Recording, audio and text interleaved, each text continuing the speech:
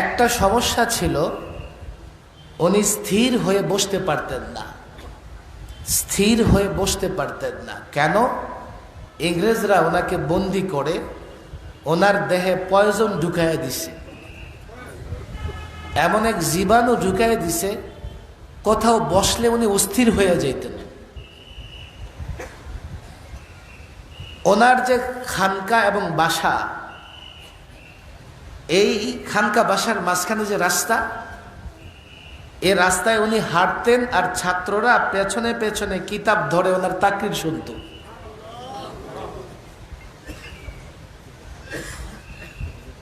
কোরআনুল কারীমের একটা অংশ তাফসীরে আজিজি নামে ছাপা হয়েছে। শাহ আব্দুল আজিজ রাহিমাহুল্লাহর বহুমূত্র রোগ বা ইদানি যেটাকে ডায়াবেটিস বলা হয়, ওনার বাওয়াসিরের সমস্যা ছিল। এত সমস্যা থাকার পরেও একদিনের জন্য দিন প্রতিষ্ঠার আন্দোলন থেকে পিছপা হয় নাই। আমরা যখন মাঝে মধ্যে হীনমন্যতায় ভুগতাম, বিশেষ করে মুফতি আমিন রহিমাহুল্লাহ যখন গৃহবন্দী ছিলেন, তো হুজুরের অনেক শাগরেদ ভয়ে হুজুরকে ছেড়ে দূরে থাকতো। হুজুরের অনেক শাগরেদ এই ভয়ে দূরে থাকতো যে গৃহবন্দী করে রাখছে, না জানি কখন গ্রেফতার করে ফেলে। তো উনি গ্রেফতার হবেন, ওনার সাথে আমরাও গ্রেফতার হব, দরকার কি, নিজেরে বাঁচায়া রাখি। আমাদেরকে হুজুর অনেক হিম্মত, অনেক সাহস দিতেন। লালবাগ মাদ্রাসা নিয়ে যাবে হুজুরের কাছ থেকে সিদ্ধান্ত হয়ে গেছে প্রধানমন্ত্রীর কার্যালয়ে। হুজুর আমাদেরকে ডেকে বললেন, দেখো মনে হয় মাদ্রাসা নিয়ে নিবে, প্রধানমন্ত্রীর কার্যালয়ে সিদ্ধান্ত হয়েছে যে মুফতি আমিনী মাদ্রাসায় বসে ঢাকার বুকে বসে রাজনীতি করে, তাকে আর রাজনীতি করতে দেওয়া হবে না। এখান থেকে উচ্ছেদ করলে সে দুর্বল হয়ে যাবে, সে আমাদের কাছে মাথা নত করবে, না হলে তাকে মাদ্রাসা থেকে উচ্ছেদ করবে। হুজুর আমাদের ডেকে বললেন, তোমরাও তো শুনছো? বললাম, হ্যাঁ শুনছি, গোয়েন্দার লোকজন বলে বেড়াইতেছে মাদ্রাসা আপনার কাছ থেকে নিয়ে যাবে। যে মাদ্রাসা নিয়ে যাক, আমি গাছতলায় বসলে সেখানে মাদ্রাসা হয়ে যাবে।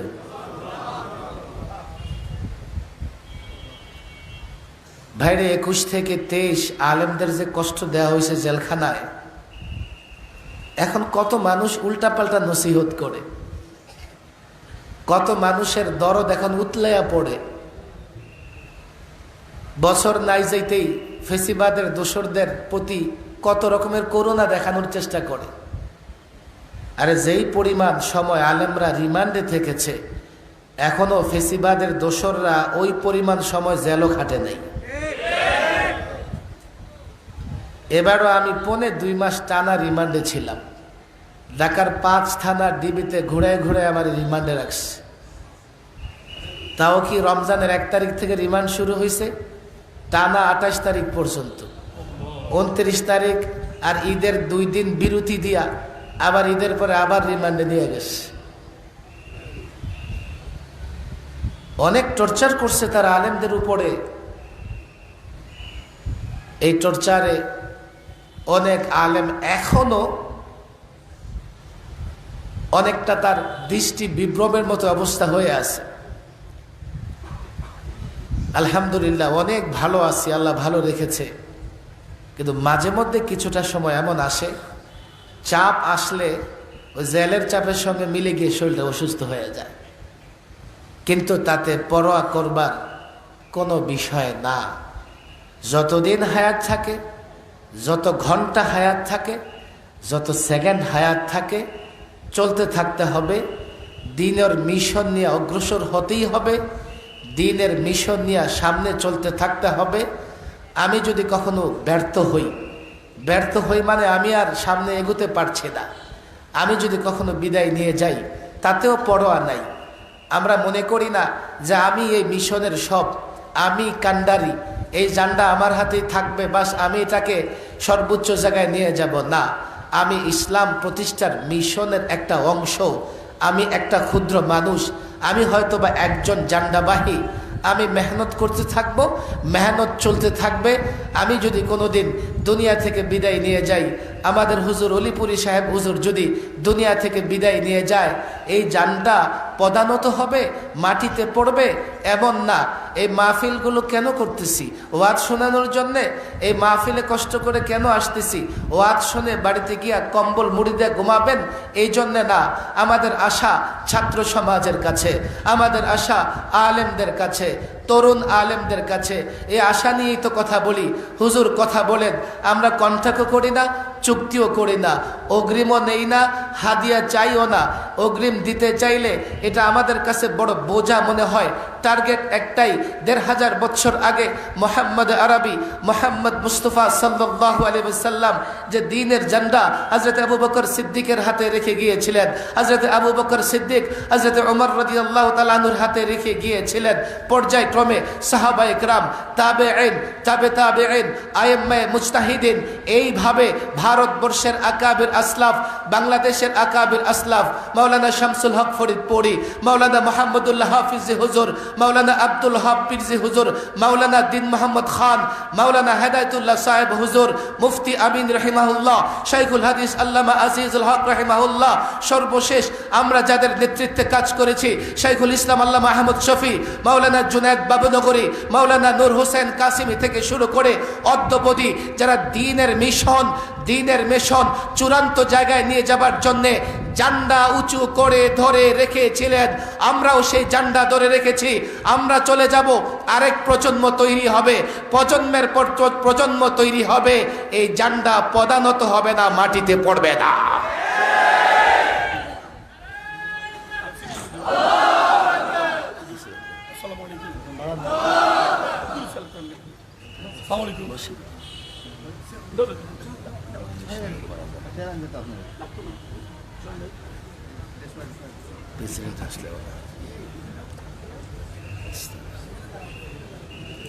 মেহমানরা আসতেছেন, মাশাআল্লাহ আসবেন। আমরা বসে পড়ি, স্টেজে বসে পড়ি।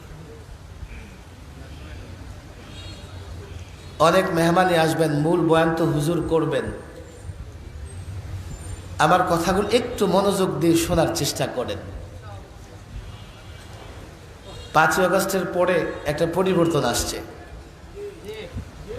পরিবর্তনের পরে সবাই বলতেছে রাষ্ট্র মেরামত করেন, সংস্কার করেন।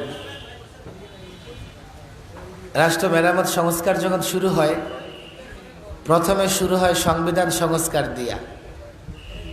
আমি অনেক আগে থেকে সংবিধান নিয়ে কাজ করি। তো সংবিধান সংস্কার কমিটি আলেমদের মধ্য থেকে আমারও ডাকলেন যে আপনি একটু সময় দেন, আমরা একটু সংবিধান সংস্কার করি। মাশাআল্লাহ। এরপরে জাতীয় ঐক্যমত্য কমিশন গঠন হইল, যেখানে 30টা রাজনৈতিক দল কাজ করতেছে কিভাবে রাষ্ট্র মেরামত করে সংস্কার করে রাষ্ট্রটাকে এমন জায়গায় নিয়ে যাওয়া যায় যে রাষ্ট্রে জুলুম থাকবে না, দুর্নীতি থাকবে না, ফেসিবাদ তৈরি হবে না। রাত দিন মেহনত করে রাষ্ট্র মেরামত, রাষ্ট্র সংস্কারের কাজ চলতেছে। কালও প্রায় অর্ধেক দিন রাষ্ট্র মেরামত, রাষ্ট্র সংস্কারের সময় দিছি। আমি মাদ্রাসার ছাত্র, আলেম ওলামাদের টার্গেট করেই কথা বলি। আমি মনে করি আমাদের ছেলেরা, আমাদের সম্মানিত ওলামায়ে কেরাম, ওনারা যদি তৈরি হয়ে যান তো ওনাদের নেতৃত্বে পাড়া, মহল্লা, শহর সব তৈরি হয়ে যাবে। আমরা যদি তৈরি হতে না পারি তো আমরা পাড়া, মহল্লা, শহর কোনোটাই তৈরি করতে পারবো না। কিন্তু ব্যাপারটা কেমন জানেন? বাবা অসুস্থ, বড় ছেলে ডাক্তার নিয়ে আসছে, অ্যালোপ্যাথি ডাক্তার। মেজু ছেলে নিয়ে আসছে হোমিও ডাক্তার। ছোট্ট ছেলেটা নিয়ে আসছে ইউনানি চিকিৎসার ডাক্তার। সবাই যুক্তি দিতেছে। বড় ছেলে বলতেছে এটা অত্যাধুনিক চিকিৎসা, অ্যালোপ্যাথি।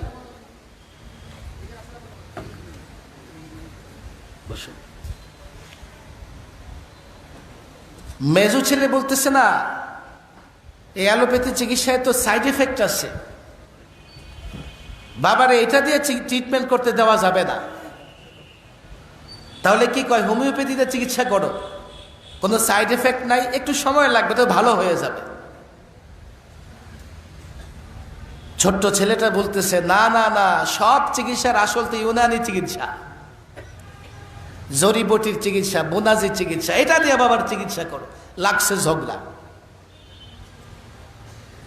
সিদ্ধান্তও নিতে পারতেছে না, বাবার চিকিৎসাও হচ্ছে না। আমার রাষ্ট্রটা অসুস্থ, এই রাষ্ট্র নানা কারণে অসুস্থ হয়ে গেছে। এই রাষ্ট্রে দুর্নীতির কারণে রাষ্ট্র অসুস্থ হয়ে গেছে। এই রাষ্ট্র নানা ধরনের অন্যায় গর্হিত কাজের কারণে অসুস্থ হয়ে রয়েছে। ট্রিটমেন্টের জন্য এক একজন এক এক ফর্মুলা দিতেছে, কিন্তু ঐক্যমতে পৌঁছানো সম্ভব হচ্ছে না। প্রত্যেকের কথাই যুক্তি আছে, আবার প্রত্যেকেই চাইতেছে তার কথা মতো যেন সংস্কার হয়। বলে, হুজুর আপনি কোন দিকে আছেন? আমিও একদিকে আছি, আমিও আমারটা বলতেছি। বলে যে, হুজুর আপনি এটা কি বলেন? আমরা কথা বলতেছি একদিকে, আপনি এটা কি বলেন? আমি বললাম যে আল্লাহর উপর আস্থা বিশ্বাস আনতে হবে, আমি এছাড়া অন্য কিছু মানি না। আবার বলছি আমি সংবিধানের একটা ধারায় একথা উল্লেখ থাকতে হবে যে সংবিধানের যেখানে যা কিছু থাকুক না কেন, কোরআন সুন্নাহর সঙ্গে সাংঘর্ষিক কোনো কিছু গ্রহণযোগ্য হবে না। এরপরে আপনারা সংস্কার করে ফেলেন, আমাদের কোনো মতামত নাই। 300 এমপি হবে না 500 হবে, করেন, তাতে আমাদের যায় আসে না। নিম্ন কক্ষ উচ্চ কক্ষ হবে, হোক, পারলে একটা মধ্যম কক্ষ বানান, সমস্যা কি? যা যাবে জাতির, আপনাদের সমস্যা তো নাই। নানা রকমের প্রস্তাবনায় আমরা মতামত দেই নাই, কেননা আমরা মনে করি এই 19 থেকে 20, 20 থেকে 19 করলে রাষ্ট্র সংস্কার হবে না। সংস্কার করবার আগে আগে ফর্মুলা ঠিক করতে হবে। চিকিৎসা করবার আগে আগে ডাক্তার সিলেকশন করতে হবে, ডাক্তার সিলেক্ট করতে হবে, কোন ডাক্তার দিয়ে চিকিৎসা হবে। হুজুর বুঝে আসে নাই। আরেকটা এক্সাম্পল আপনারা বুঝেন। বাড়ি আমার, এখন আমি বাড়ি মেরামত করব। ডান দিকের প্রতিবেশী এসে বলতেছে কি যে, না আপনার বাড়িটা আমি মেরামত করে দেই। বাঁ দিক থেকে লেফটিস্ট, বুঝলো, এই বাড়ি আমরা মেরামত করব, সংস্কার করব। লাগছে দুইজনের ঝগড়া, আমি বাড়িওয়ালার দাঁড়ায় থেকে তামাশা দেখতেছি। আমি তামাশা দেখতেছি আর মনে করতেছি ওরা ঝগড়া করো। আমি বাড়িওয়ালা, আমি তামাশা কেন দেখবো? রাইটিস্টকে বলবো রাইটে থাকো, লেফটিস্টকে বলবো লেফটে থাকো। আমি বাড়ির মালিক, আমি সিদ্ধান্ত নিব বাড়ি কি দিয়া মেরামত হবে।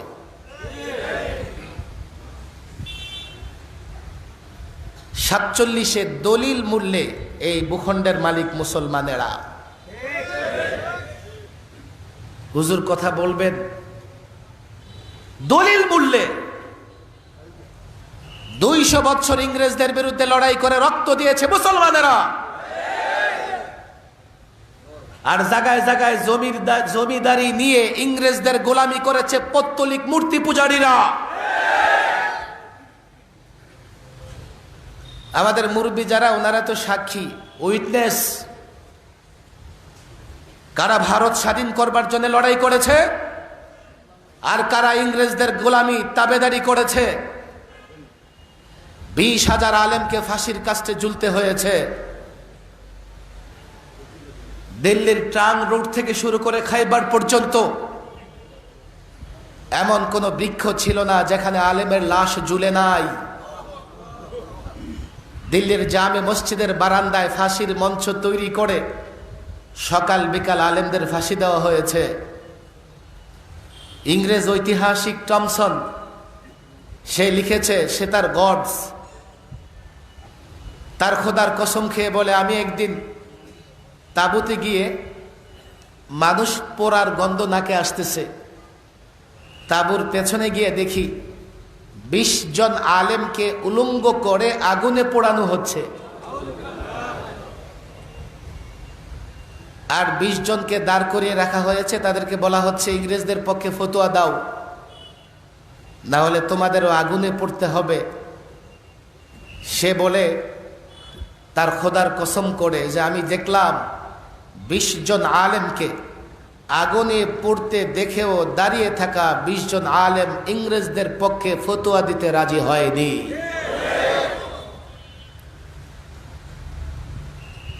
1947 যখন ইংরেজ ছেড়ে যায় ভারত, আমাদের ওলামায়ে কেরাম এবং মুসলিম নেতৃত্ব বুদ্ধিজীবীদের বড় একটা অংশ তার আলাদা একটা ভূখণ্ড চেয়েছেন। কেন? সেই ভূখণ্ডে তারা যেন স্বাধীনভাবে কোরআন এবং সুন্নাহ মেনে জীবনযাপন করতে পারেন। ইতিহাস রেকর্ড হচ্ছে, অনেক শিক্ষিত সমাজ এখানে আছেন, মিথ্যে বলার তো সুযোগই নাই, সময়ও নাই, সত্য বলেই তো শেষ করতে পারি না, আর ইতিহাস বানানো যায় না, এগুলো শতসিদ্ধ ইতিহাস। ফলে কি হলো, মুসলমানের একটা আলাদা ভূখণ্ড নিল, এটা হচ্ছে এই তৎকালীন পূর্ব পাকিস্তান, বর্তমানে বাংলাদেশ। কেউ বলবেন না না না, দ্বিজাতি তত্ত্বের ভিত্তিতে নয়, ইসলাম কিংবা কোরআন সুন্নাহর জন্য নয়, আমরা এই ভূখণ্ড পেয়েছি 47 ভাষার কারণে। আচ্ছা, ভাষার কারণে ভূখণ্ড পেয়েছ, তো এই ভূখণ্ডের যারা লোকজন আছে তাদের ভাষা কি উর্দু? বরং উর্দু আমাদের উপর চাপিয়ে দিতে চেয়েছিল। 52-তে আমরা ভাষা আন্দোলন করেছি। এই ভূখণ্ডের অধিবাসীদের ভাষা হচ্ছে বাংলা, আর তাদের হচ্ছে উর্দু। ভাষার কারণে যদি এই ভূখণ্ড পেতাম তাদের সঙ্গে নয়, আমরা থাকতাম হয়তো আসাম হয়ে, ত্রিপুরা হয়ে দিল্লির সঙ্গে, না হয় কলকাতা হয়ে দিল্লির সঙ্গে। কেউ বলতে পারে ভৌগোলিক অবস্থানের কারণে আমরা এই ভূখণ্ড পেয়েছি। ন, পূর্ব পাকিস্তান থেকে পশ্চিম পাকিস্তানের দূরত্ব 2000 কিলোমিটার, কোনো পথঘাট নাই। যদি ভৌগোলিক অবস্থানের কারণে আমরা এই ভূখণ্ড পেতাম, আমাদের সঙ্গে মিশ্রণ যাদের আসাম, ত্রিপুরা, কলকাতা, আমরা তাদের সঙ্গে থেকে দিল্লির অনুগত থাকতে হতো, আমরা স্বাধীন ভূখণ্ড পেতাম না। তাহলে এই দূরত্বের দুটি অংশ একটা রাষ্ট্র কেন হয়েছে? পশ্চিম পাকিস্তানের লোকেরাও চেয়েছে ইসলাম, আমরা চেয়েছি ইসলাম। এই জায়গায় মিলের কারণে আমরা একটা ভূখণ্ড পেয়েছি। এই ভূখণ্ডের মালিক আমরা, দলিল সূত্রে মুসলমানেরা। আজকে রাইটিস্ট এসে বলবে যে আমরা তন্ত্র মন্ত্র ইজম বাস্তবায়ন করব। আজকে লেফটিস্ট এসে বলবে আমরা সমাজতন্ত্র বাস্তবায়ন করব। আজকে অন্য কোন ইজমওয়ালারা এসে বলবে আমরা আমাদেরটা করব। আর আমি মুসলমান, আমি টুপি দাড়ি বলা, আমি আলেম ছাত্র, চুপ করে বসে হতাশ হয়ে দাঁড়িয়ে থাকবো, এটা হতে পারে না। ভূখণ্ড পেয়েছি ইসলামের জন্যে। এজন্যই 47-এ এই ভূখণ্ডে স্বাধীনতার পতাকা যিনি উত্তোলন করেছিলেন, একজন আলেম, বরকাটারা মাদ্রাসা, লালবাগ মাদ্রাসার মুরব্বী হযরত মাওলানা জাফর আহমদ উসমানী। আর পশ্চিম পাকিস্তানে স্বাধীনতার পতাকা যিনি উড্ডীন করেছিলেন, মাওলানা শাব্বির আহমদ উসমানী। আলেমদের হাতে এই ভূখণ্ড ইসলাম কায়েম হবে, কোরআন সুন্নাহ কায়েম হবে। আজকে যদি রাষ্ট্র মেরামত করা লাগে, কোরআন সুন্নাহ দিয়ে হবে। আজকে যদি রাষ্ট্র মেরামত করা লাগে, আল্লাহর নবীর আদর্শ দিয়ে হবে। আজকে যদি রাষ্ট্র মেরামত করা লাগে, ওলামাদের ফর্মুলায় হবে। রাইটিস্টকে বলে দাও ডানে থাকো, এখানে নাক গলাতে এসো না। যদি লেফটিস্টরা কোরআন সুন্নাহর বাইরে অন্য কোন ইজম আদর্শ দিয়ে রাষ্ট্র মেরামত করতে চায়, তারা ভূখণ্ড বিরোধী, তারা গাদ্দার। আল্লাহু আকবার। দিন ইসলাম, দিন ইসলাম, জিন্দাবাদ, জিন্দাবাদ। কোরআন সুন্নাহর আলো ঘরে ঘরে জালো, ঘরে ঘরে জালো, কোরআন সুন্নাহর আলো। এই তাকবীর।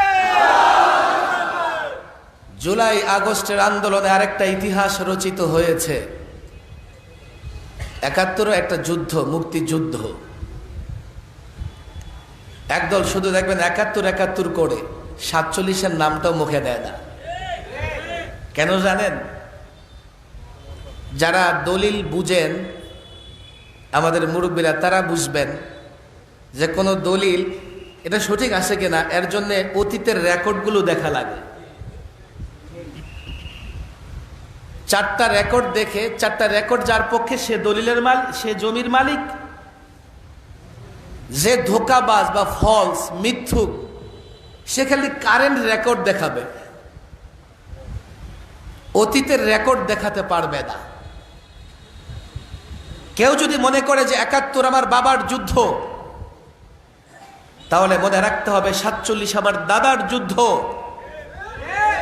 কেউ যদি শুধুমাত্র বাবার পরিচয় দেয়, নিজে জারজ হবে না, কিন্তু দাদার পরিচয় দিতে না পারলে বাবাকে জারজ হওয়া থেকে বাঁচাতে পারবে না।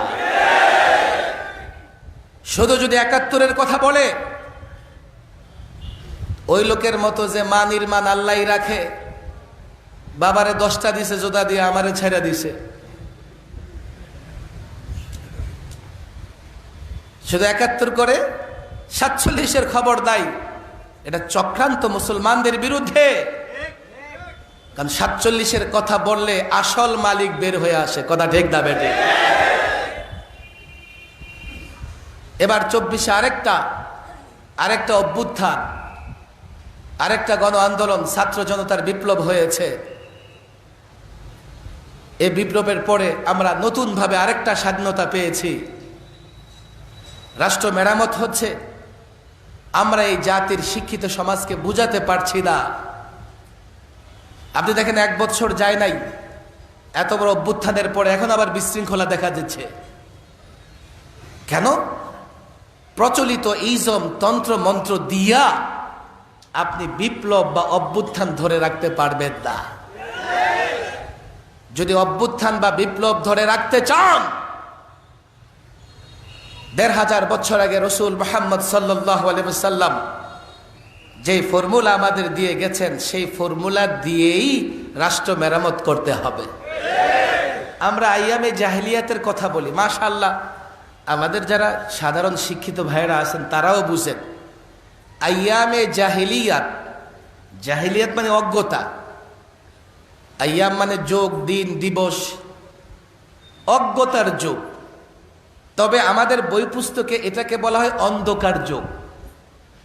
কেন? অজ্ঞতা এটা অন্ধকারের মতো। যেমন আমরা বলি জ্ঞানহীন ব্যক্তি অন্ধের মতো। চর্মচক্ষু দিয়াই দুনিয়ার সব ভালো মন্দ বিচার বিশ্লেষণ করা যায় না। আপনি আজকাল মার্কেটে যাবেন, গিয়া দেখবেন চকচকে জিনিসটা 2 নম্বর, মেড ইন চায়না। আপনি এটা নিয়ে আসবেন, বাসায় আসলে বলবে লোকেরা, তুই কি অন্ধ ছিলি বেটা, কি নিয়ে আইসো? সেটা চকচক করলে নিয়ে আসা লাগে, মেড ইন জাপান। এটা একটু দেখতে মেদা টাইপের। চর্মচক্ষু দিয়াই যেহেতু সব কিছু থেকে অন্ধকার দূর করা যায় না, জ্ঞানের আলো লাগে, এই জন্য জ্ঞানহীন মানুষ অন্ধ। সেই যুগে জ্ঞান ছিল না, আইয়ামে জাহেলিয়াত অন্ধকার যুগ, মানে অজ্ঞতার যুগ। লোকেরা জানতো না কি করে রাষ্ট্র মেরামত করতে হবে, রাষ্ট্র চালাতে হবে। সৈয়দ আবুল হাসান আলী নদভীর সিরাতের উপরে 2টা কিতাব আছে, এর মধ্যে মাজা খাসিরাল আলম বিইনহিতাতিল মুসলিমিন, তিনি একটা চিত্র অঙ্কন করেছেন আইয়ামে জাহেলিয়াতের, এবং সেই জাহেলিয়াত থেকে মুক্ত হয়ে সোনালী যুগের আরেকটা চিত্র অঙ্কন করেছেন। আইয়ামে জাহেলিয়াতের অর্থনৈতিক অবস্থা, আইয়ামে জাহেলিয়াতের বিচারিক অবস্থা, আইয়ামে জাহেলিয়াতের রাজনৈতিক অবস্থা। দীর্ঘ আলোচনার সুযোগ নাই। অর্থনৈতিক অবস্থা কেমন ছিল জানেন? বুখারী শরীফে হাদিস আসছে, কাব ইবনে আশরাফকে হত্যার ঘটনা বর্ণনা হয়েছে হাদিসে। ঋণের বাহানা নিয়ে গেছে যে ঋণ দেন, তো সে বলতেছে ঋণ যে দিব গ্যারান্টি কি, মর্গেজ রাখবাটা কি? তোমাদের স্ত্রীদেরকে মর্গেজ রাখো। বলে যে না, স্ত্রীকে মর্গেজ রাখা যাবে না, এটা কেমন হয়, আপনি সুদর্শন পুরুষ। ঠিক আছে, তাহলে তোমার সন্তানদেরকে মর্গেজ রাখো। তো এটা কেমনে হয়? আমার সন্তান মর্গেজ রেখে যদি ঋণ নেই, তো কিছুদিন পরে লোকেরা আমার সন্তানদেরকে নানাভাবে কটূক্তি করবে, তোমার বাবা এমন ছিল, তোমাকে মর্গেজ রেখে ঋণ আনছে। সর্বশেষ সিদ্ধান্ত হলো যে না হাতিয়ার বন্ধক রেখে ঋণ নিতে হবে। অর্থনৈতিক অবস্থা এটা প্রমাণিত হয় তৎকালীন সময়ে লোকেরা স্ত্রী সন্তান বন্ধক রেখেও ঋণ নেওয়ার প্রচলন ছিল। এই যে কন্যা সন্তানদের হত্যা করা হতো, তাদের অনেকগুলো কারণের একটাও ছিল যে কন্যা সন্তান উপার্জনক্ষম নয়। কেননা তখন উপার্জনের জন্য বড় একটা খাত ছিল লড়াই করা, লড়াই থেকে উপার্জিত অংশ। নারীরা যুদ্ধের ময়দানে পুরুষের সহযোগী হতে পারত, কিন্তু যুদ্ধে বিজয়ী হতে পারত না। তৎকালীন সময়ে অর্থ উপার্জনের আরেকটা মাধ্যম ছিল শাম দেশে বিজনেস করা, সফর করা। এটাও নারীদের জন্য নিরাপদ ছিল না। তারা মনে করত নারী যেহেতু উপার্জন করতে পারে না, তো নারী জন্ম দিয়ে লাভ নাই। ধীরে ধীরে নারী জন্ম দেওয়া তাদের জন্য একটা কলঙ্কের বিষয় হয়ে গেছে। ফলে নারী শিশুকে তারা জীবন্ত পুঁতে ফেলত। রাজনৈতিক অবস্থা কি ছিল? জোর জার মুল্লুকদার, বিচার বলতে কিচ্ছু ছিল না। আজকে যারা আমাদেরকে বিচারের সবক দেয় তাদেরকে বলি যে আমাদের কোরআন সুন্নাহর বিচার ব্যবস্থা নিয়ে একটু পড়াশোনা করো। রসুল মুহাম্মদ সাল্লাল্লাহু আলাইহি ওয়াসাল্লামের আবির্ভাবের পরে ধীরে ধীরে যখন ইসলাম বাস্তবায়িত হলো, জাহেলিয়ত দূর হয়ে একটা সোনালী যুগ, সোনালী যুগের সূচনা হলো। আজকে ১৫০০ বছর পরে আপনি কোন দল করেন আপনার দলীয় পরিচয় আমি জানতে চাই না। আমি আপনাকে বলতে চাই আপনি রাষ্ট্র মেরামত করবেন, রাষ্ট্র সংস্কার করবেন, এই রাষ্ট্রে সোনালী দিন ফিরিয়ে আনবেন। আপনার ফর্মুলা কি? কোন ফর্মুলায় হবে? বলে হুজুর ডেমোক্রেসি আসে না, কেউ বলবে ন্যাশনালিজম আছে, কেউ বলবে সোশ্যালিজম আছে, আবার কেউ বলবে যে ধর্ম নিরপেক্ষতা আছে। এগুলো দিয়ে আমরা রাষ্ট্র মেরামত করব। আচ্ছা, তোমরা কি এগুলোকে ওয়াটারপ্রুফ মনে করো? ওয়াটারপ্রুফ ঘড়ি আমাদের ছেলেরা পড়ে, আমি পড়ি না। ঘড়ি ছেড়ে দিচ্ছি, মনে হয় ১-১.৫ যোগ হবে। এটা হাতে দিলে এটা দিয়ে উজুও করা যায়, গোসলও করা যায়। একটা সময় এটা বেডাগিরি ছিল। দেখ আমার ঘড়ি পরে আমি উজু করতেছি, গোসল করতেছি, ঘড়িতে পানি যায় না। ওরা মনে করে কি এই প্রচলিত ইজমগুলো এগুলো ওয়াটারপ্রুফ, এগুলো যদি আমি জপি, এগুলো যদি সংবিধানে নিয়ে আসি, এগুলো দিয়ে যদি আমি চলি, রাষ্ট্রের দুর্নীতি হবে না। তাহলে 53 বছর ধরে তোমরা তো এই ওয়াটারপ্রুফ ডেমোক্রেসি, সোশ্যালিজম, ন্যাশনালিজম দিয়া রাষ্ট্র চালাইতেছ। যদি এগুলো ওয়াটারপ্রুফ হয় তো দুর্নীতি বন্ধ হলো না কেন? যদি এই ইজমগুলো সংখ্যালঘুদের উপর নির্যাতন কমাতে সক্ষম হয়, আমাকে বলো 53 বছরে সংখ্যালঘুদের উপর নির্যাতন বন্ধ হলো না কেন? যদি এই ইজমগুলো ন্যায় বিচারে সক্ষম, তাহলে আমাকে বলো আয়নাঘর তৈরি হলো কিভাবে? যদি এই ইজমগুলো অর্থনীতি সুস্থ অর্থনীতি প্রতিষ্ঠায় সক্ষম হয়, আমাকে বলো 26,26,000 আমার সংখ্যা, আমার এটা মনেও আসে না, মিলিয়ন বিলিয়ন টাকা দেশ থেকে কেন পাচার হলো? তাহলে বোঝা গেল এই ইজমগুলোতে সুষ্ঠু অর্থনীতি নাই। তাহলে বোঝা গেল এই ইজমগুলোতে বিচার ব্যবস্থা নাই। তাহলে বোঝা গেল এই ইজমগুলোতে রাজনীতি, রাষ্ট্র ব্যবস্থা নাই। আইয়ামে জাহিলিয়াতে জোর জার মুল্লুকদার যেমন ছিল, এই ইজমগুলো হচ্ছে জোর জার মুল্লুকদার। ডেমোক্রেসি বলো জোর জার, তার কথাই বলবে। সোশ্যালিজম বলো জোর জার, তাই কথাই বলবে। ইসলাম জানতে চাও, ইসলাম বুঝতে চাও, সে যদি হযরতে আলী হয় কাঠ গড়ায় দাঁড়ায় যাবে। ওমরের সন্তান যদি হয় তার মৃত্যুদণ্ড হবে। সে যদি রাজা বাদশার আত্মীয় হয় তারও বিচার হবে। সেও যদি দুর্নীতি করে তার বিচার হবে। অর্থ পাচার করলে তার বিচার হবে। সেও যদি কারো উপর আঘাত করে তার বিচার হবে। অথচ দলীয় রাজনীতি, এই ইজমের রাজনীতি, তন্ত্র মন্ত্রের রাজনীতিতে একজন দুর্বল মানুষ যদি কোনো গ্রামে, কোনো মহল্লায় দলের সঙ্গে, সরকারের সঙ্গে সম্পৃক্ত থাকে, তার বিচার হয় না। ওয়াটারপ্রুফ কি করে হয়? তাহলে হুজুর আপনারা ইসলামের কথা বলেন, আমরা আমাদেরটা কথা বলি, চলেন দেখি। না, তুমি মুসলমান না? তুমি তো মুসলমান, তোমাকেও তো মরতে হবে। আমি আলেমকে এমপিতে ভোট দেওয়ার দরকার নাই, তুমি ইসলামটা তো বুঝো। না হলে যারা ইসলাম বুঝে তাদেরকে দিয়ে আইন তৈরি করো, যারা ইসলাম বুঝে তাদেরকে দিয়ে অর্থনীতি তৈরি করো। আমাদের তো সময় নাই পার্লামেন্টে রাত দিন বসে বসে ঘুমাবো। লোকেরা বলে যে আপনি এমপি হয়ে যান, আমি বললাম সময় পাবো কোথায়? যতক্ষণ মাদ্রাসায় থেকে সবক পড়াই, বিকেলে বের হলে মাহফিল করি, আবার মেহমান আসতে থাকে, আলেম ওলামাদের সাথে সাক্ষাৎ করি, আমি সংসদে গিয়ে বসে থাকার সময় পাবো কোথায়? সময় তো হাতে থাকবে না। আলেম ওলামাদের মূল কাজ হচ্ছে মানুষের কাছে ইসলামের, কোরআনের, দ্বীনের আলো, হেদায়েত পৌঁছে দেওয়া। আমরা আপনাদের কাছে রাষ্ট্র পরিচালনার হেদায়েত পৌঁছে দিতে চাই।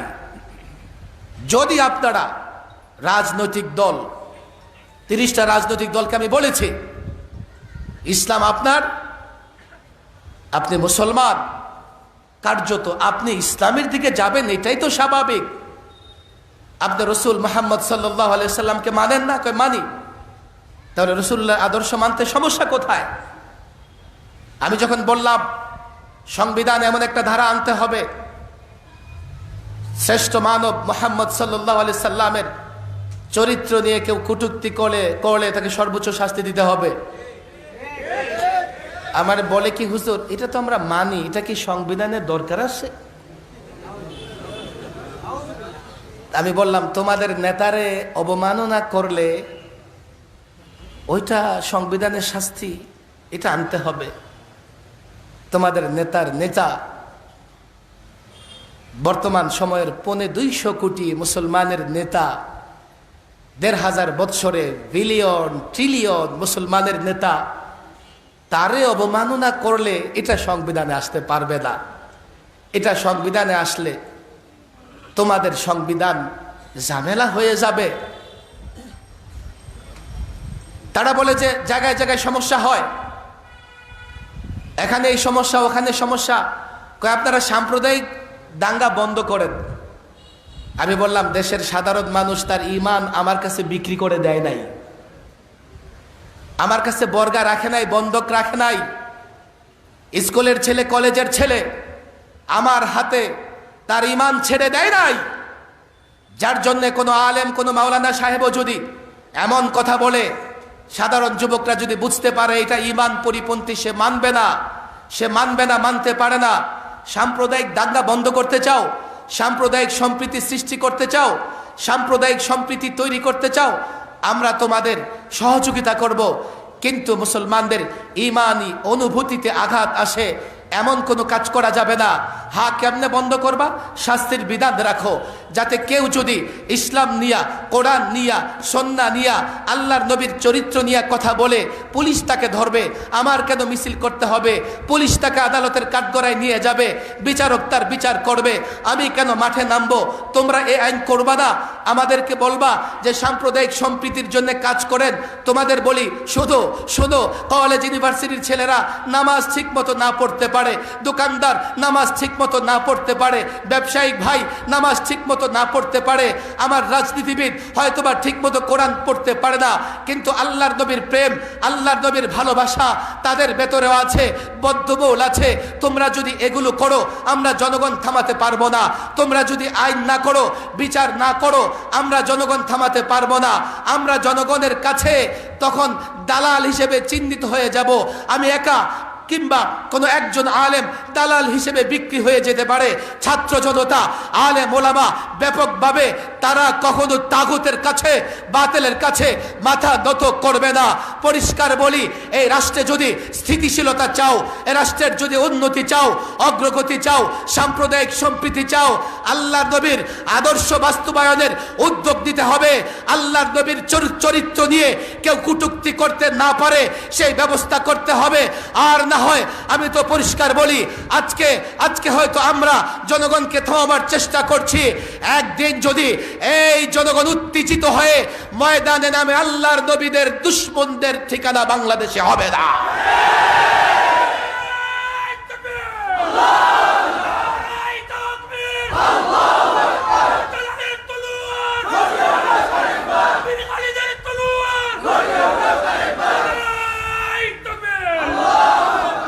অনেক আলেম ওলামারা আছেন, আমি লাস্ট একটা অনুরোধ আপনাদের কাছে রেখে যেতে চাই। সেটা হচ্ছে রাসূল সাল্লাল্লাহু আলাইহি সাল্লামের সিরাত আমাদের কাছে মারুফ কিন্তু মালুম না। যে কোনো যুবক মুহাম্মদ সাল্লাল্লাহু আলাইহি সাল্লাম নাম শুনলেই সে চিনে যায় মুহাম্মদ সাল্লাল্লাহু আলাইহি সাল্লাম আমাদের নবী, আমাদের পয়গম্বর। মারুফ, প্রসিদ্ধ তার কাছে, কিন্তু রাসূল সাল্লাল্লাহু আলাইহি সাল্লামের জীবনের নানা দিক যেখান থেকে সে সলিউশন নিয়ে আসবে, বর্তমান সময়ের সমস্যাগুলো সমাধানের জন্যে রাসূল সাল্লাল্লাহু আলাইহি সাল্লামের জীবন থেকে সমাধান বের করবে, এতটুকু জ্ঞান আমাদের সমাজের লোকদের নাই। আলেমদের জন্য এখন চ্যালেঞ্জ হচ্ছে বর্তমান সময়ের সমস্যাগুলোর সমাধান দিতে হবে রাসূল সাল্লাল্লাহু আলাইহি সাল্লামের জীবন থেকে, শুধু ওয়াজ নসিহতের মধ্যে নয়, চর্চার মাধ্যমে। আমি বলি একটা হচ্ছে ওয়াজ, আরেকটা হচ্ছে তামরিন বা চর্চা করা বা তাদরিব করা।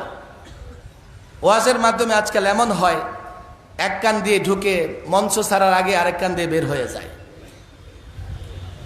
তাদরিব করা, তরবিয়ত করা, যাতে এই বিষয়গুলো সকলের মুখস্থ থাকে, মনে থাকে। 2 নম্বর বিষয় হলো যৌক্তিক জায়গা থেকে নারী কমিশন কাজ করতেছে নারীদের অধিকার নিয়ে, লিঙ্গ বৈষম্য দূর করবে ওরা। আমি জানি না ওরা লিঙ্গ বৈষম্য কেমনে দূর করে, কিয়ামত পর্যন্ত লিঙ্গ বৈষম্য কেমনে দূর করতেছে আল্লাহ ভালো জানে। 2 জন পুরুষের মধ্যেই তো বৈষম্য আছে, তো নারী পুরুষের মধ্যে বৈষম্য ওরা কেমনে দূর করবে? ওরা যে বৈষম্যের কথা বলে, সেখানে তাদের একটা বড় প্রস্তাব ছিল যে হুজুর, নারীদেরকে তালাকের অধিকার দেওয়া যায় কিনা। লাস্ট কথা শোনেন, এদিকে কথা বলবেন না কেউ। কেন? এই যে তালাকের ক্ষমতা পুরুষের হাতে, ফলে পুরুষ হয়ে যাচ্ছে, পুরুষ শাসিত সমাজ হয়ে যাচ্ছে, পুরুষের হাতে নারী নির্যাতন, টর্চারের শিকার হচ্ছে। আমি কি হ্যাঁ, এটা আমিও জানি। অনেক আমাদের দারুল ইফতাতে অনেক মা বোনেরা আসে কান্নাকাটি করে, হুজুর স্বামী বড় বদমেজাজি, মারধর করে, আবার তালাকও দেয় না, কি যে করি হুজুর, কোনো রাস্তা কি বের করতে পারবেন? তো হুজুর আপনারা একটা কাজ করেন না, দেখেন না নারীদেরকেও তালাকের ক্ষমতা দেওয়া যায় কিনা। আমি বললাম যে নারী তো তালাক দিতে পারবে না। এই যে হুজুর দেখেন আপনারা নারী বিরোধী কথাবার্তা বলতেছেন। আমি বললাম আল্লাহ তালাক প্রদান, তালাক দেওয়ার অধিকার দিয়েছেন পুরুষকে, তুমি যুক্তি চাও কেন পুরুষকে দিয়েছেন? আচ্ছা আমি তোমাকে যুক্তি দিয়ে দিচ্ছি। কোরআনুল কারীমে আসে নিসাউকুম হারসুল লাকুম। আলেমরা বুঝবেন এটা, আমি পুরা ব্যাখ্যা করে বলতে পারবো না, ছোট ছোট ছেলেরা ওখানে আছে। নিসাউকুম হারসুল লাকুম, তোমাদের স্ত্রীরা তোমাদের জন্য শস্য ক্ষেত, খেতে কৃষক চাষাবাদ করে, তো স্বামী স্ত্রীতে চাষাবাদ করে, তো সন্তান ফসল উৎপাদন হয়। তালাকের ক্ষমতা পুরুষকে কেন দেওয়া হয়েছে? পুরুষ যদি এই জমিতে চাষাবাদ না করে, তাহলে নারীর এই ক্ষমতা নাই যে সে চাষাবাদ জোর করে করাবে। এই জন্যেই একজন নারীর অমতে পুরুষ তাকে ধর্ষণ পর্যন্ত করতে পারে, কিন্তু পুরুষের অমতে 10 জন নারী মিলেও একজন পুরুষকে ধর্ষণ করতে পারবে না।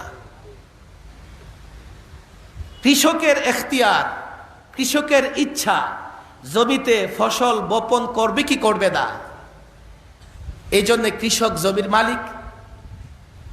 পুরুষের এখতিয়ার, ইচ্ছা সে এখানে চাষাবাদ করবে কিনা। যদি পুরুষ না চায়, যেহেতু চাষাবাদ হবে না, সুতরাং তালাকের এখতিয়ার পুরুষকে দেওয়া হয়েছে, সে চাইলে রাখবে, চাষাবাদ করবে, না চাইলে ছেড়ে দেবে।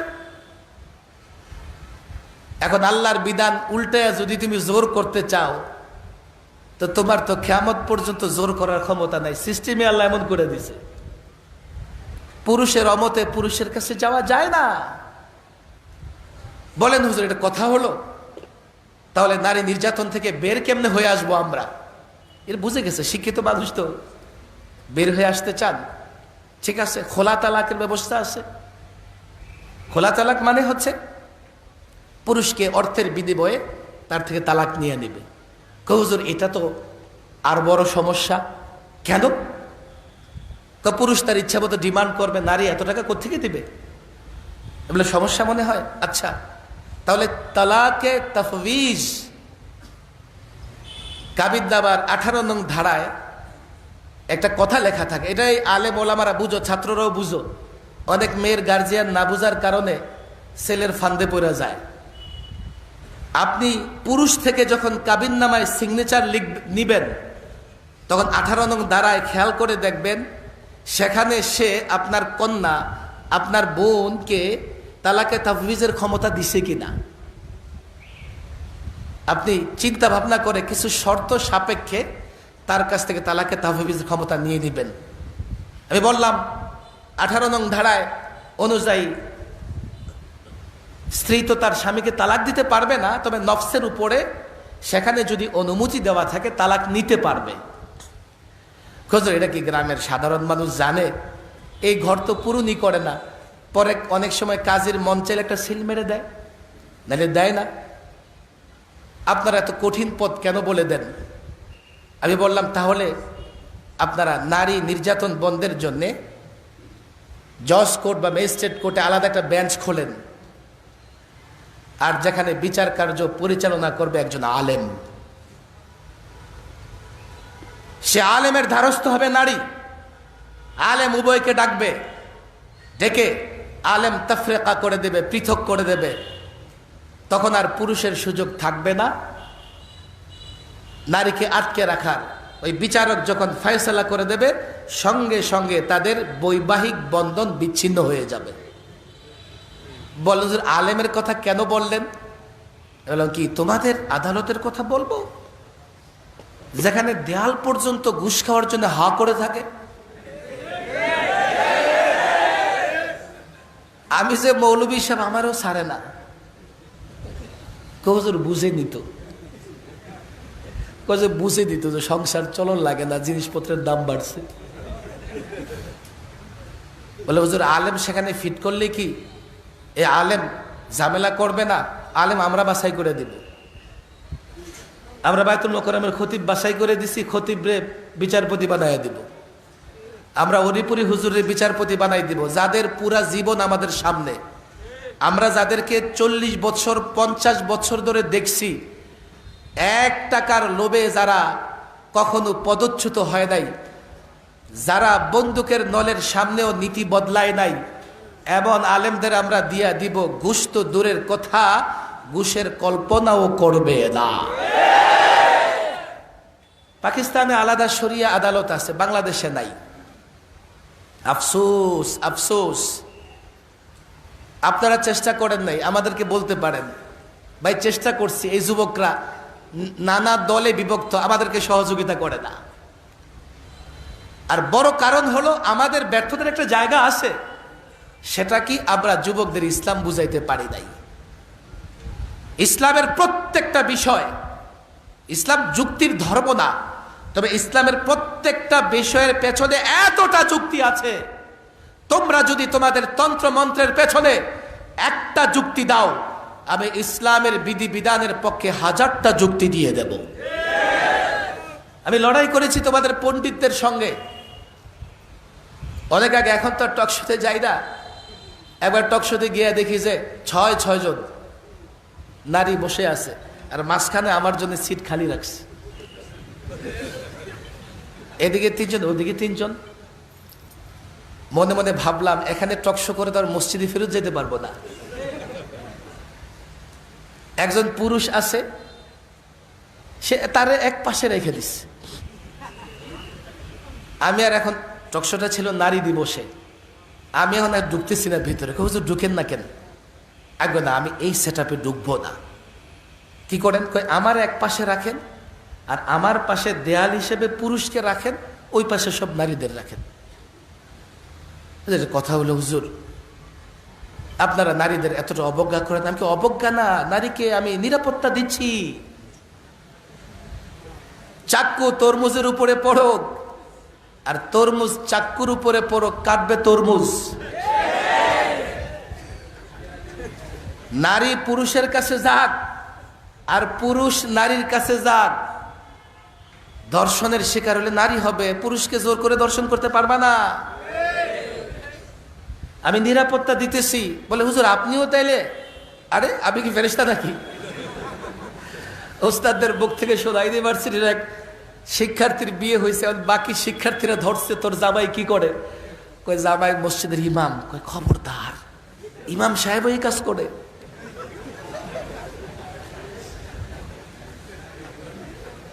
এখন ওরা একদিকে বসছে, 6 জন একসঙ্গে চিল্লে উঠে। আমি বলি না, এক তো তোমরা বৈষম্য করছো, একজনের মোকাবেলায় 6 জন, 4 জন পর্যন্ত মানা যায়। তাও আবার একজন আসে আগে থেকে, আবার তোমাদেরও হয়তো বা আছে। চরম বৈষম্য হবে এখানে, এটা তো মানা যায় না। তোমরা একজন একজন করে উত্তর প্রশ্ন করে, আমি সবার উত্তর দিয়ে যাব। সেদিন 2 ঘন্টার টক শোতে তাদের সমস্ত প্রশ্নের উত্তর আমি দিয়েছি।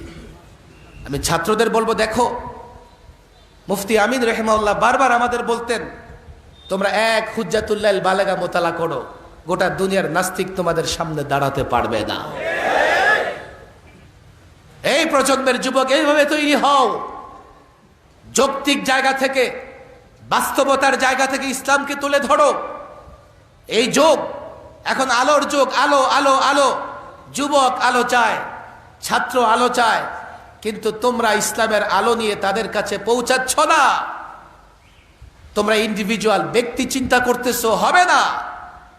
ব্যক্তি চিন্তা দিয়ে রাষ্ট্র মেরামত হবে না। সমাজকে তোমার চিন্তায় চিন্তিত করো, সমাজের যুবককে তৈরি করো, কলেজের ছাত্রকে তৈরি করো। ইসলাম তাদেরকে বুঝাও। এটা আমাদের ব্যর্থতার জায়গা, আমরা তাদেরকে ইসলাম বুঝাইতে পারি নাই। আমি হবিগঞ্জের আলেমদের হাতে পায়ে ধরে বলে যাই, আমার পেছনে এত দুশ্মন আছে, না জানি এলাকায় এত শয়তান আছে কিনা। এখনো বন্দুকের নল আর ছুরি আমার খুঁজে বেড়াইতেছে। আমি ফেসিবাদের আমলে 3 বার ছিলাম। আমার জীবনে হটকারী কথা বলছি, এটা ওরা আমার দেখাইতে পারে নাই। আমি 27 মামলার রিমান্ডে 2.5 মাসে আমি তাদের চ্যালেঞ্জ করেছি, একটা কথা আমাকে এমন দেখাও যেই কথাটা আমার কোনো আইনের বিরুদ্ধে গেছে। তারা রিমান্ডের রিপোর্টে আমার সিগনেচার নিতে আসছে, তো একটা কলাম আছে এমন যেখানে লেখা আছে যে ওনার উগ্র বক্তৃতাগুলো এই সেই আমরা খুঁজে পেয়েছি। তো দেখলাম যে সেখানে কোনো উগ্র বক্তৃতা লেখা নাই। তা আমার বলে যে হুজুর, আমার বলে সিগনেচার করে। আমি বললাম কেন? এই যে এই ধারাটাতে লেখা আছে আমার উগ্র বক্তৃতা। 1 সপ্তাহ পর্যন্ত ডিবিতে সরকারি কর্মচারীরা এমন একটা রুম আছে যেখানে অনেকগুলো মনিটর আছে, হেডফোন লাগায় 1 সপ্তাহ গেলে আমার বক্তৃতাই শুনছে, যে কোথাও একটু রাষ্ট্রদ্রোহিতার উপাদান পাওয়া যায় কিনা, কোথাও কোনো উস্কানিমূলক বক্তৃতা পাওয়া যায় কিনা। পরে ঘরটা খালি কেন লেখেন, সাকাত সাহেবের এতটা উস্কানিমূলক বক্তৃতা আছে। হুজুর আসে, আমরা পাই নাই। আমি বলি ঠিক আছে, এটা লেখেন যে আছে পাই নাই। হুজুর আমরা তো সব তালাশ করে দেখি নাই, কেমনে পাই লিখবো, পাই নাই লিখবো। আমি তাহলে লিখে দেন আসে। না হুজুর, এটা যদি বলি যে আসে তো তারা বলবে কোথায় আছে, লিঙ্ক দাও, অডিও ভিডিও দাও। কিন্তু যখন তাদের প্রয়োজন হয়েছে আমারে সবার আগে ধরছে। কেন? স্বাধীন বাংলাদেশে বসে তারা হিন্দুস্তানের গোলামি করেছে। আলেমদের অন্য কোনো অপরাধ ছিল না। কোন আলেম চুরি করে নাই, ছিনতাই করে নাই, গাড়ি ভাঙচুর করে নাই। কোথাও যদি তাওহীদি জনতা উত্তেজিত হয়ে কোথাও দুর্ঘটনা ঘটাবার উপক্রম হয়েছে, আমরা বাধা দিয়েছি। আমরা মনে করি আমরা মানুষের হেদায়েতের জন্য কাজ করি, কোন দলের লোকের উপর আঘাত করা আমাদের কাজ নয়।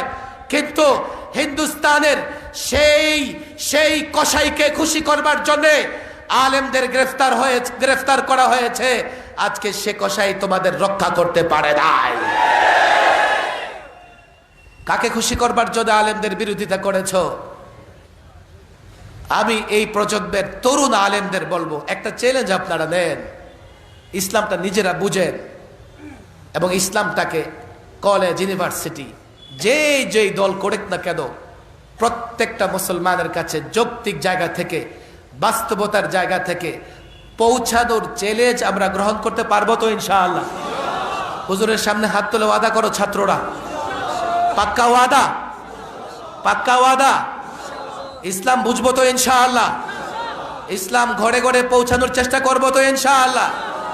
যুক্তি, বাস্তবতা, যুক্তি এবং বাস্তবতার নিরিখে ইসলাম ছাড়া কোনো ফর্মুলায় দেশে শান্তি আসবে। আল্লাহ তাবারক ওয়া তাআলা আমাদের সকলকে এই বিষয়গুলো বোঝার তৌফিক দান করুন। আমি হযরতের কাছে দোয়া চাই, আমি আপনাদের কাছে দোয়া চাই।